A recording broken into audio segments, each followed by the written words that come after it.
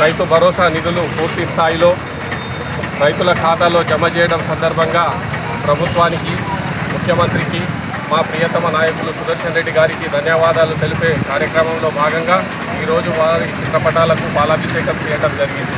ప్రజలు గమనిస్తూ ఉన్నారు, రైతులు ఆనందంగా ఉన్నారు.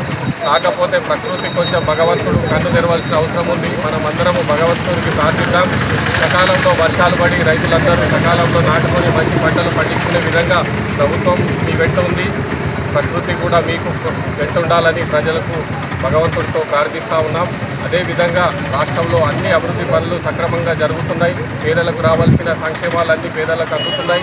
ప్రభుత్వ పాఠశాలలో కూడా పిల్లలకు సౌకర్యాల విషయంలో కూడా ప్రత్యేకంగా బోధన నియోజకవర్గంలో మా నాయకులు శ్రద్ధ వహిస్తున్నారు. కాబట్టి ప్రజలందరూ ఈ విషయాలన్నీ గమనించి ప్రజలు మా నాయకుని వెంట, ప్రభుత్వం వెంట, కాంగ్రెస్ ప్రభుత్వం వెంట ఉండాలని మీ ద్వారా కోరుతూ ఈ అవకాశం మీ అందరికీ పేరు పేరున ధన్యవాదాలు.